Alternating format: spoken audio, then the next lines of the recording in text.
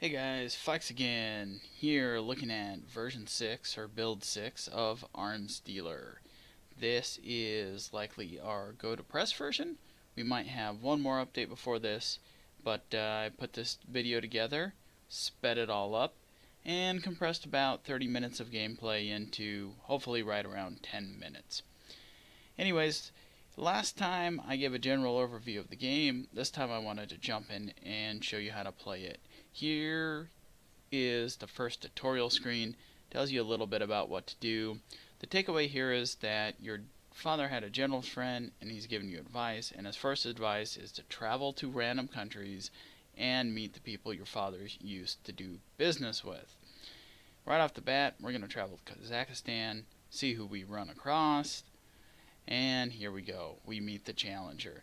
Now, the Challenger gives us a quest of sorts. He gives us 4 or 5 countries to travel to and a minimum distance, or rather a maximum distance, to get to them. Now, our country list starts for us in the UK, so the first thing to do is travel to that country. Once we're there, we can review our list, see which nations we need to go to. We can search for any that we don't know the location of and get the red dot on the map. And once we have that, we have everything we need to know to try and plot a course through these countries. So just like normal, we plot our course, we find the ones we need to go to, and try and make it within the required distance. Now in this case, we needed to do it within 4,100 miles, or I'm sorry, 1,400 miles. And unfortunately it took us from the Czech Republic all the way across the pond to Cuba. You can see here that instead of 14,000 we did it in 3,100, and we get the congratulations message. Now the Challenger gives us another quest, but we aren't particularly interested in that. Instead, we're ready to start buying and selling weapons. So we're going to get to Cuba, we're going to meet our contact there, and then we're going to head on back to the United States and see what sort of weapons we can buy. So here we are, we meet a philosopher. He tells us the importance of our relationships with generals. We travel back to the United States, and fortunately for us, we get a new message from our general's friends that basically says, hey, there's some really cheap weapons in the United States. Well, that's good news, because we happen to be there. So going to the buy and sell screen, we can see that the APS is selling right now for 25,000. That is an insane deal, so we buy them all up. The general tells us that we can sell them wherever we want, but being the savvy businessmen that we are, we hit the conflict button and find nations at war. Now these nations at war will eventually pay a very high sum for any weapons, and since we got a good deal on ours, it's a double whammy. Now, while the nation will pay a lot of money to get the weapons, the peacekeepers are going to try and back one nation specifically to end the war as soon as possible. If, for whatever reason, you wanted one nation to win, you would not only have to help overcome the other nation, but you may be at odds with the peacekeepers themselves, doubling up the amount of weapons you need to sell in order to achieve a victory. Now, each nation also has relationships to one of the 3 alliances, and in some cases it may be best to back one alliance specifically, but in my case, I just want to turn a profit. We've got some money, but I want a lot more. So rather than backing NATO or anyone like that, or anyone in a war, I'm just looking around to find who pays the flat out highest profit on items for me. I'm selling those items, and then I'm heading back to the United States to buy more. Now my hope here is that before too long I will end up getting a smug auction.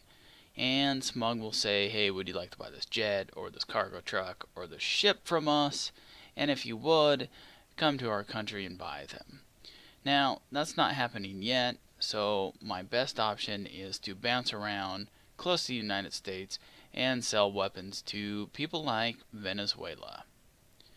Now, I am turning a good profit. The amount of money I have invested has grown greatly, or the amount of cash on hand I have, has grown greatly, and that's good news. It's good to keep that money flowing.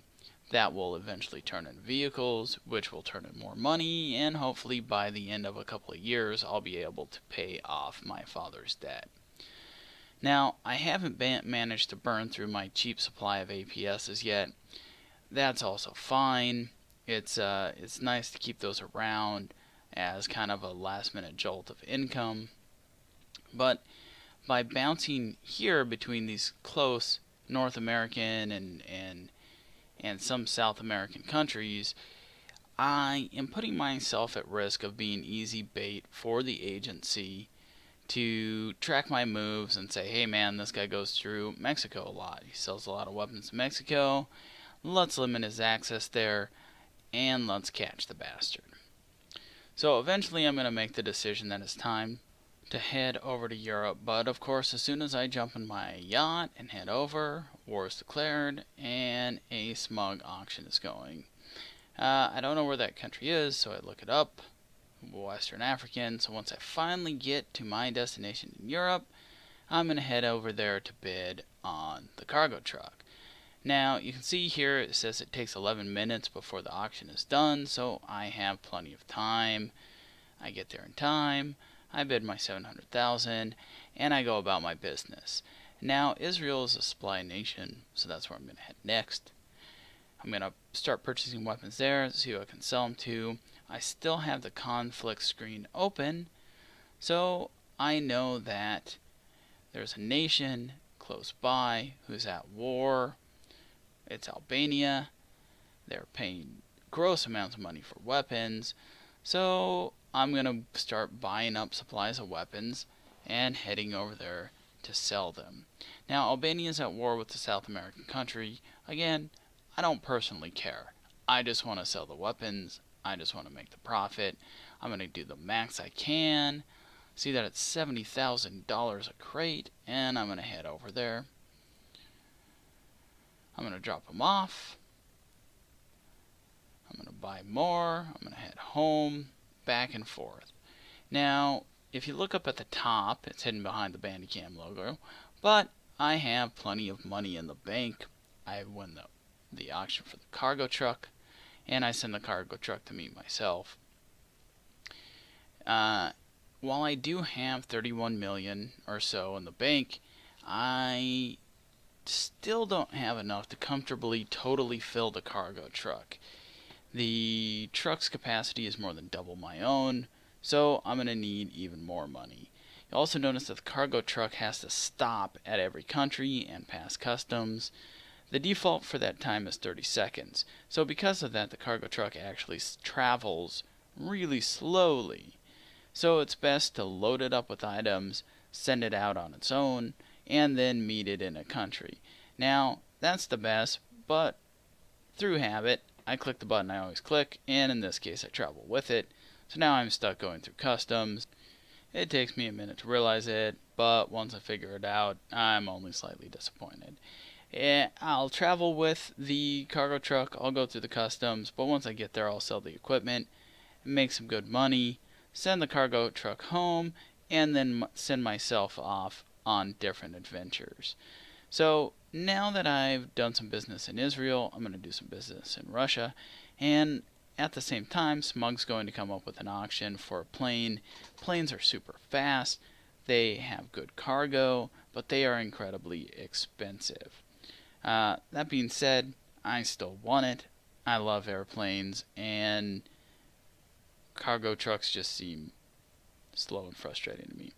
Also, the plane is in Iraq, so I double up my business by delivering some AK-47s to them, head back to Israel, and start the cycle all over again. Now, I had to bid $2 million on the aircraft, but I still have $35 million net worth, so I've got plenty of money to continue to play around with, bounce around these countries, see which one will give me the best profit, and then start dropping stuff off.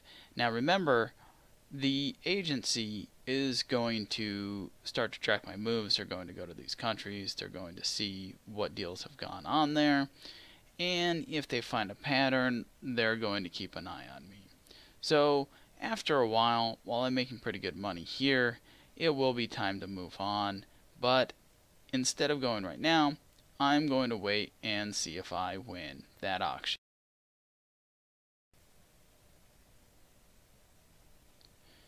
And sure enough, I win it. I spend some time trying to think of a clever name. The best I can come up with is Atlantis, but regardless of my lack of cleverness, I finally have an airplane, great cargo, great speed, almost twice as much cargo as my truck. So I'm going to go kind of all in and make a huge purchase, sell it to Albania, who's now well within their war, spending a bunch of money. I'm going to have the plane go to Albania, drop the cargo, and then I'm going to meet the plane in Albania and sell it directly. Now, if you sell cargo in person, you get a 10% bonus, which is good. Now, while we're looking at these Eastern European arms deals, we find Belize in a war. Belize is close to the United States, which is a supplying country. This makes things somewhat convenient for us. Now, we can start buying up the weapon supply in the United States, start transporting that to a secure warehouse in Belize, and then just wait for the war to get underway. Once the war is underway, we can sell the weapons for just an insane profit and really cash in on the conflict Belize finds itself in. We're also going to send the cargo truck over. It's going to take a while, but we don't really care. We got plenty of time. With our airplane, we've got enough capacity that we can grab all of the weapons we have left in the United States, transfer them down to Belize, store them in the warehouse like I said, and then soon we will sell them. While we're waiting for the conflict to heat up, we can make many small shipments into Belize, which limits our risk of Interpol intercepting and confiscating a large amount of weaponry. If Interpol were to intercept one of these shipments, they might get 5 to 10 tons of equipment, whereas if we did it all at once, they would get a lot more. Now, we can afford to do the small shipments since we know within the next few days the conflict will really heat up. And sure enough, on August 25th, it does. Belize starts ramping up their arms production, or arms acquiring, and paying large sums for weapons. We aren't exactly in the perfect position to sell yet, so we pick up a few more and bide our time. We are also spreading out our purchases over a bunch of different categories of guns. This ensures that the demand will be high. Now at this point we've spent every single penny we have on this conflict. Our net worth is down to 20 million and our cash on hand is just incredibly low. But that's all about to change. We're about to heavily cash in on this conflict, and we also know that the peacekeepers are actually supporting Belize's enemy, in this case Portugal. Now that we're back in the country, now that we're in Belize, we're going to go through and sell all of our weapons that we have been stockpiling here, and like I said, just simply cashing in on this conflict. You can see our net worth has jumped from 20 million to 83 million, and it just continues to climb as we offload all of these weapons. We also unlock the perk size matters. There's a handful of perks to unlock in the game through different means. Probably the one of most interest is the one where you collect and sell every single gun in the game. Each perk you unlock gives you a little bit of a bonus. The system as a whole isn't super fleshed out yet, but it's fun to look at and see. The one I'm closest to here is $250 million at one time. I'm up around 70, 80 million. Just as I'm about to stop playing, smug uppers up a cargo ship. Cargo ships have just insane capacity. We don't need it in game. Like I said, we're having trouble filling up our plane, although that will probably be easier now. Well, at the time of this recording, it is officially October 14th. It is launch day, so I hope you all will keep an eye on the forums, get a look at reviews. Those of you who pick up the game, let us know what you think. We're really excited to bring this game home and work with everybody on it and really make a good product. Thanks for watching.